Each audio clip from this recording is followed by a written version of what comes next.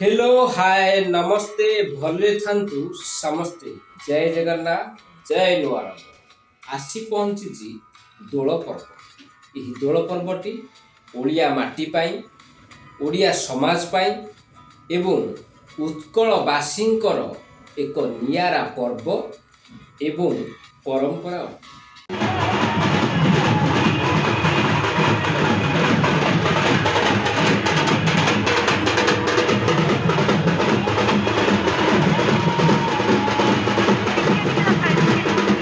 आज कार्यक्रम अति सुंदर कार्यक्रम जार नाम हूँ दोल आसूची। तेरे चलतु जा से दोल किपरि आसूची देखिबा।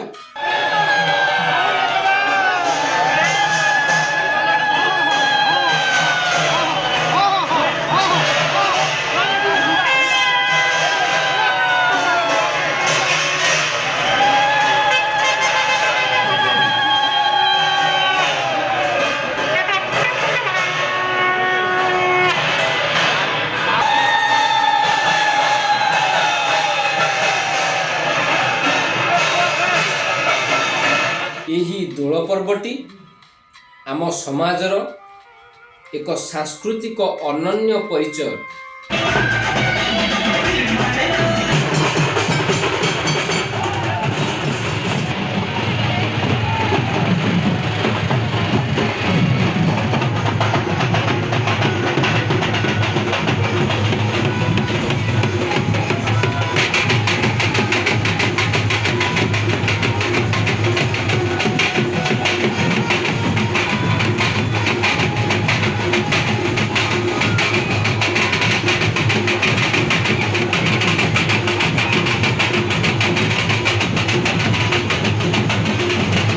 दोल कहिले देउलर संपूर्ण सूक्ष्म आकृतिटीए एवं देवादेवी माने भ्रमण करिबा एवं गमनागमन करिवार एक जानटी।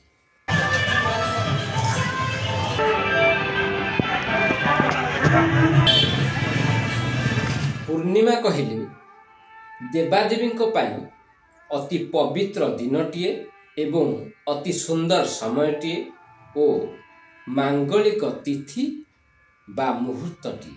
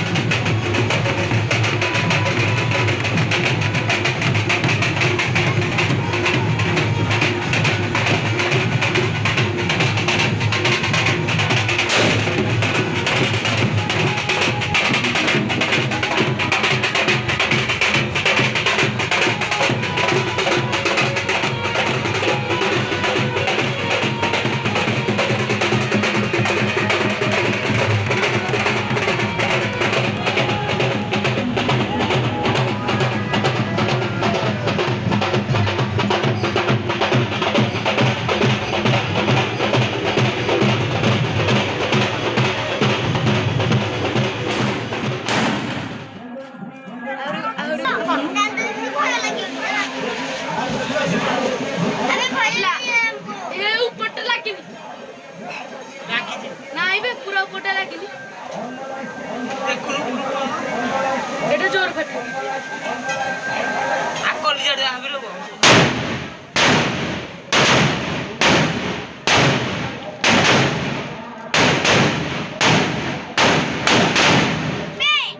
সা গুটে লাগিছি পুরা পুটে টিকেট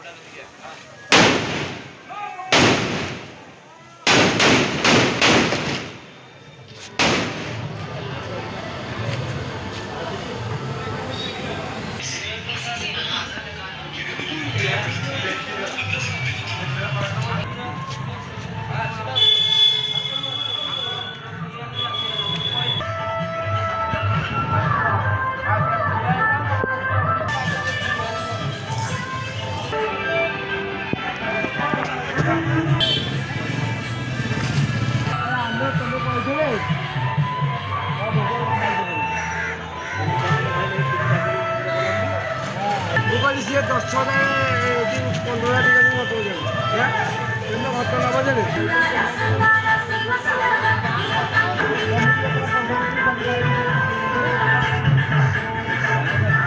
ଦୋଳ ଦେଖିବାକୁ ସମ୍ପୂର୍ଣ୍ଣ ଦେଉଳର ସୂକ୍ଷ୍ମ ଆକୃତି ହୋଇଥାନ୍ତି। ଦୋଳ ଦେବାଦେବୀଙ୍କୁ ନିଜ କୋଳରେ ଯେତେବେଳେ ସ୍ଥାନ ଦିଅନ୍ତି ବା ନିଜେ କୋଳେଇ ନିଅନ୍ତି, ଦୋଳ ତା ପୂର୍ବରୁ ନିଜେ ପୂଜା ପାଇଥାନ୍ତି ଏବଂ ତାପରେ ଦେବାଦେବୀଙ୍କୁ ନିଜ କୋଳରେ ସ୍ଥାନ ଦିଅନ୍ତି ଏବଂ ନିଜକୁ ଧନ୍ୟ ମନେ କରନ୍ତି ଏବଂ ଗର୍ବିତ ମନେ କରନ୍ତି। ଦୋଳ କିପରି ଗର୍ବିତ ମନେ କରନ୍ତି ନା ଏଇଠି ମହାଭାରତର କଥା କିଛି ମନେ ପଡ଼ିଯାଏ। ଅର୍ଜୁନଙ୍କ ରଥରେ ଯେତେବେଳେ ଶ୍ରୀକୃଷ୍ଣ ଅଶ୍ୱଚାଳକ ଭାବରେ ପଦାର୍ପଣ କରନ୍ତି ବା ନିଜେ ଅଳଙ୍କୃତ ହୁଅନ୍ତି ବା ସ୍ଥାନ ଅଧିକାର କରନ୍ତି, ସେହି ସମୟରେ ନିଜେ ଅର୍ଜୁନ ଏବଂ ରଥ ଉଭୟେ ଧନ୍ୟ ମନେ କରନ୍ତି ଏବଂ ଗର୍ବିତ ହୁଅନ୍ତି। ଠିକ୍ ସେହିପରି ଏହି ଦୋଳ ପର୍ବରେ ଦୋଳ ଯେତେବେଳେ ଭଗବାନଙ୍କୁ ନିଜ କୋଳରେ ସ୍ଥାନ ଦିଅନ୍ତି, ସେହି ସମୟରେ ଦୋଳ ନିଜେ ଅତ୍ୟନ୍ତ ଆନନ୍ଦିତ ଏବଂ ଧନ୍ୟ ଏବଂ ଗର୍ବିତ ମନେ।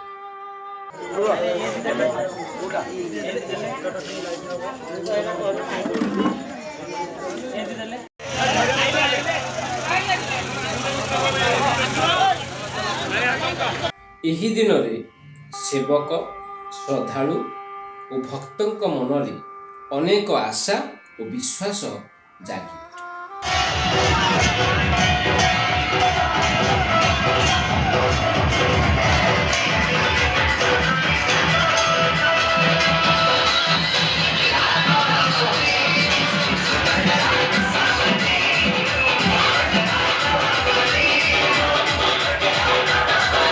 ଆମେ ଏଇଠି ଗୋଟେ କଥା କହିପାରିବା ଯେ ଭକ୍ତ ବା ଶ୍ରଦ୍ଧାଳୁ ଭଗବାନଙ୍କ ଦ୍ୱାରକୁ ସାରା ବର୍ଷ ଯାଇଥାଏ ଅତି ଭାବର ସହିତ, ଅତି ଶ୍ରଦ୍ଧାର ସହିତ ଏବଂ ଅତି ଭକ୍ତିର ସହିତ। ଭଗବାନ କ'ଣ କରନ୍ତି? ବର୍ଷକୁ ଥରୁଟିଏ ମାତ୍ର ଭକ୍ତର ଦ୍ୱାରସ୍ଥ ହୁଅନ୍ତି, ଭକ୍ତର ଦ୍ୱାରକୁ ଆଗମନ କରନ୍ତି ଅତି ସ୍ନେହରେ, ଅତି ଶ୍ରଦ୍ଧାରେ, ଅତି ଭାବର ସହିତ।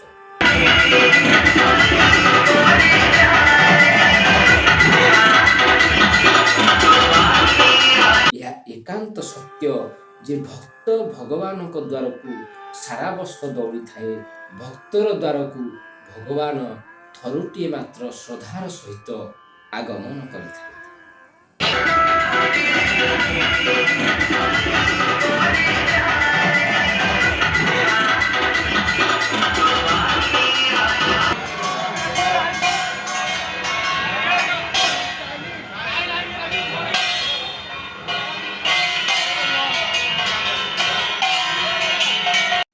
ଦୋଳ ପୂର୍ଣ୍ଣିମା କ'ଣ କେହି କେବେ କହିଛି କି ପୂର୍ଣ୍ଣିମା ଦୋଳ? ନାଇଁ ନା। କାହିଁକି ନା ପୂର୍ଣ୍ଣିମା ହେଉଛି ଏକ ନିର୍ଦ୍ଧାରିତ ନିର୍ଦ୍ଦିଷ୍ଟ ସମୟଟିଏ ବା ଦିନଟିଏ। ଦୋଳ ହେଉଛି ଏକ ପର୍ବଟିଏ, ଦୋଳ ପର୍ବ ବୋଲି କୁହାଯାଏ।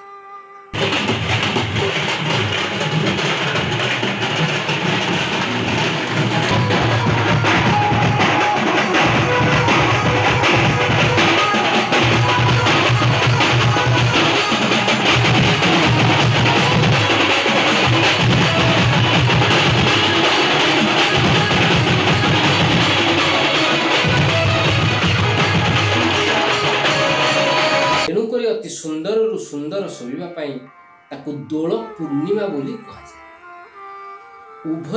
ଉଭୟଙ୍କ ପ୍ରତି ଅଙ୍ଗାଙ୍ଗୀ ଅଙ୍ଗ ଭାବରେ ଜଡ଼ିତ। ଯେମିତିକି ଆମେ କହିପାରିବା ଯେ ଗୋଟିଏ ମୁଦ୍ରାର ଦୁଇ ପାର୍ଶ୍ୱ ଯେପରି, ଠିକ୍ ସେହିପରି। ଆପଣ କ'ଣ କହିପାରିବେ ଯେ କୃଷ୍ଣ ରାଧେ କୃଷ୍ଣ ରାଧେ କୃଷ୍ଣ ରାଧେ? ଆପଣ କେବେ କହିପାରିବେ କି? ନାଇଁ ନା। ଆପଣ ସଦାସର୍ବଦା କହିଥିବେ, ଆପଣ ସଦାସର୍ବଦା ଶୁଣିଥିବେ ରାଧେ କୃଷ୍ଣ ରାଧେ କୃଷ୍ଣ ରାଧେ କୃଷ୍ଣ। କାହିଁକି? ନା ଶ୍ରୀକୃଷ୍ଣଙ୍କୁ ଯେତେବେଳେ ମା ରାଧା ଅତି ଅନ୍ତରର ସହିତ ତାଙ୍କୁ ଭଲ ପାଇ ବସିଲେ, ସେତିକି ବେଳେ ଶ୍ରୀକୃଷ୍ଣ ତାଙ୍କୁ ନିଜ ଅନ୍ତର ଭିତରୁ କହିଥିଲେ ଯେ ସଂସାରରେ ଯେତେବେଳେ ଭକ୍ତମାନେ ବା ଶ୍ରଦ୍ଧାଳୁମାନେ ଯେତେବେଳେ ବିପଦରେ ପଡ଼ି ମୋତେ ରାଧେ କୃଷ୍ଣ ରାଧେ କୃଷ୍ଣ ରାଧେ କୃଷ୍ଣ ଜପ କରିବେ, ସେତେବେଳେ ମୁଁ ତାଙ୍କ ଦୁଃଖ ହରଣ କରିବି। ଠିକ୍ ସେହିପରି ସେହିଦିନ ଠାରୁ ସମାଜ, ସାରା ସଂସାର, ସାରା ବିଶ୍ୱ ରାଧେ କୃଷ୍ଣ ରାଧେ କୃଷ୍ଣ ରାଧେ କୃଷ୍ଣ ଜପ କରୁଛି।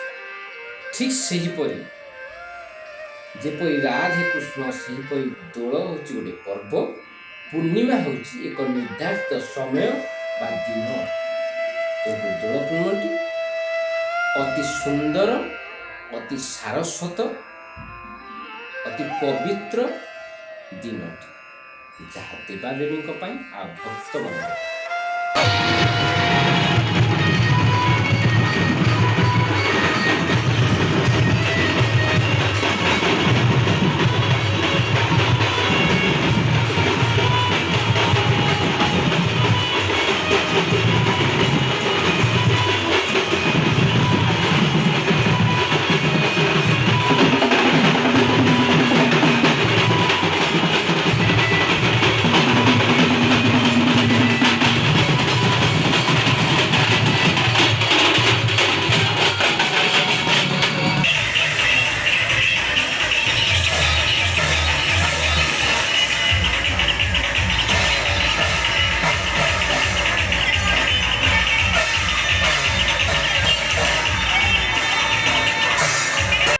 ଆଜିର କାର୍ଯ୍ୟକ୍ରମ ଥିଲା ଦୋଳ ଆସୁଛି।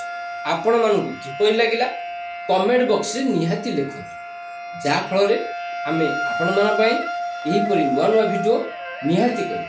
ତେବେ ଚାଲନ୍ତୁ ଆଜି ପାଇଁ ଏତିକିରେ ବିଦାୟ ନେବା। ଜୟ ଜଗନ୍ନାଥ।